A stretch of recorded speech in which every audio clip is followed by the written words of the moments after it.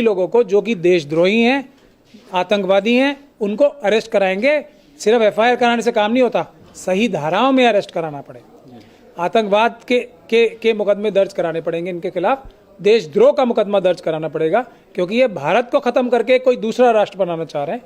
तो ये highest level पे देशद्रोह करने वाले लोग बैठे हैं आज, ये इस बात का सबूत है। होम मिनिस्टर कौन है इस देश का?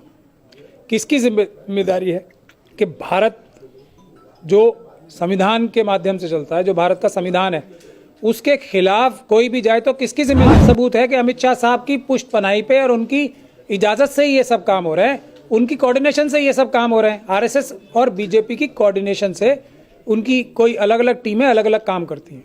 ये वही लोग करा रहे हैं जो सरकार में बैठे हैं। योगी जी बैठे हैं, वो उन्हीं के गैंग्स तो हैं, ये जो इलीगल काम कर रहे हैं वो काम करा रहे हैं। जो अमित शाह साहब बैठे हैं, उन्हीं के लोग तो हैं जो ये उनके इशारे पे ये सब काम कर रहे हैं। तो जब वही लोग मिले हुए हैं, वही लोग ये सब काम करवा रहे हैं, तो उनके खिलाफ कार्रवाई कौन करेगा? कार्रवाई तो देश की जनता को ही करेगी। अरुण वाल्मीकि का केस है, उसमें पुलिस ने उसको ज़बरदस्ती झूठे मुकदमे में बंद किया, उसकी कोई गलती नहीं थी, और उसको मार भी दिया और उसके ऊपर झूठा मुकदमा भी चोरी का लगाने की कोशिश की।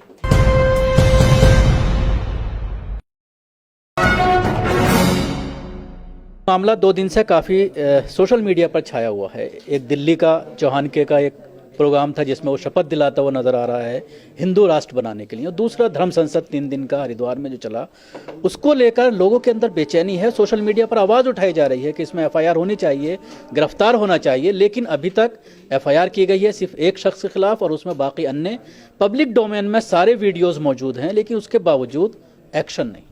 ये तो हम बता ही रहे हैं ना आपको कि ये हाईएस्ट लेवल पे देशद्रोह करने वाले लोग बैठे हैं आज, ये इस बात का सबूत है। होम मिनिस्टर कौन है इस देश का? किसकी जिम्मेदारी है कि भारत जो संविधान के माध्यम से चलता है, जो भारत का संविधान है, उसके खिलाफ कोई भी जाए तो किसकी जिम्मेदारी है? अमित शाह साहब की है ना, होम मिनिस्टर हैं वो देश के, तो उन्हीं की जिम्मेदारी है ना। और इस बात का साफ सबूत ये है कि वो इनके खिलाफ एक्शन नहीं ले रहे हैं, एनआईए को डायरेक्शन नहीं दे रहे हैं कि इन लोगों को अरेस्ट करें। तो इसका साफ सबूत है कि अमित शाह साहब की पुष्ट पनाही पे और उनकी इजाजत से ही ये सब काम हो रहे हैं, उनकी कोऑर्डिनेशन से ये सब काम हो रहे हैं। आरएसएस और बीजेपी की कोऑर्डिनेशन से उनकी कोई अलग अलग टीमें अलग अलग काम करती हैं। ये वही लोग करा रहे हैं जो सरकार में बैठे हैं, तो इसमें कोई शक और शुबे की गुंजाइश नहीं है। लेकिन ये बीड़ा भी हम उठा रहे हैं अब, और हम इन सभी लोगों को जो कि देशद्रोही हैं, आतंकवादी हैं, उनको अरेस्ट कराएंगे। सिर्फ एफआईआर कराने से काम नहीं होता, सही धाराओं में अरेस्ट कराना पड़ेगा। आतंकवाद के मुकदमे दर्ज कराने पड़ेंगे इनके खिलाफ, देशद्रोह का मुकदमा दर्ज कराना पड़ेगा, क्योंकि ये भारत को खत्म करके कोई दूसरा राष्ट्र बनाना चाह रहे हैं। तो ये देशद्रोही हैं, ये उसके मुकदमे इनके खिलाफ हम कराएंगे दर्ज। इसके अलावा आम जनता से या मुस्लिम तंजीमों से क्या अपील करना चाहेंगे कि वो इंडिविजुअली तौर पर भी अपने तौर पर जगह जगह पर एफआईआर दर्ज कराएं ताकि कानूनी अड़चने आए इसमें? देखिए, मुस्लिम तंजीमों से और मैं शेड्यूल कास्ट शेड्यूल ट्राइब के जो हमारे नेता हैं उनसे यही कहूँगा कि वो एक तो बुज़दिली छोड़ें, आगे बढ़ें। उनका जो समाज है एससी एसटी और माइनॉरिटीज़ का और ओबीसीज़ का, वो बहुत बहादुर है। जो लीडरशिप है वही बुज़दिल है। तो हम तो उनसे बार बार यही गुजारिश करते हैं कि वो अपनी बुज़दिली छोड़ें या अपना नेतृत्व छोड़ें। बुज़दिली नहीं छोड़ेंगे तो नेतृत्व छोड़ना पड़ेगा। तो और हम जनता से यही गुजारिश करते हैं एससी एसटी ओबीसी और माइनॉरिटीज़ की कि वो अपने बुज़दिल नेताओं को हटाएं, अपने बहादुर नेताओं को, जो अक्लमंद नेता हैं, उनको आगे करें। सारी समस्याओं का हल तुरंत हो जाएगा। थोड़ी सी भी कोई बात कहता है अगर उसका नाम मुसलमान है, मुस्लिम अगर कोई है, तो उसके ऊपर यूएपीए लगा दिया जा रहा है। लेकिन इस तरह के केसेस में बार बार इस तरह के केस आ रहे हैं। यति नरसिंगन सतुनिया पहले बीजेपी नेताओं के खिलाफ, महिलाओं के खिलाफ आपत्तिजनक टिप्पणी की। वुमेन कमीशन की जो चेयरमैन है नेशनल की, उन्होंने 3 एफआईआर दर्ज कराई, लेकिन उसके बावजूद गिरफ्तारी नहीं हुई। मैं आपको बार बार एक बात कह रहा हूं कि जो लोग सत्ता में बैठे हैं वही तो ये सब करवा रहे हैं जी। और उसका सबूत ही सबसे बड़ा ये है, ठीक है। इसमें कोई अब निष्कर्ष निकालने जैसी बात नहीं रह गई। सबूत ही यही है कि ये खुले आम ये काम कर रहे हैं और पुलिस कोई काम नहीं कर रही उनके खिलाफ। शाहरुख खान के बेटे को तो पकड़ा जा सकता है, इन लोगों को नहीं पकड़ा जा सकता। जो एससी एसटी के लोग हैं जो कुछ नहीं करते हैं, उनको झूठे मुकदमों में बंद करा जा सकता है। वो उनके खिलाफ खुद ही जुल्म होते हैं शेड्यूल कास्ट शेड्यूल ट्राइब के खिलाफ।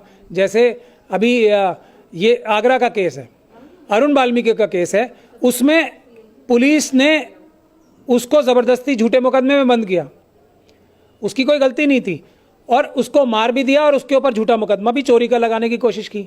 एक तरफ तो शेड्यूल कास्ट और शेड्यूल ट्राइब, उसी तरीके से फैसल जो उन्नाव का केस था, उसकी कोई गलती नहीं थी, उसी को उठा के पुलिस वाला ले जा रहा है उससे पैसे एक्सटॉर्ट करने के लिए, उससे रिश्वत मांगने के लिए, उसी की हत्या कर रहा है, फिर उसी को दिखा रहा है कि उसने चोरी की थी।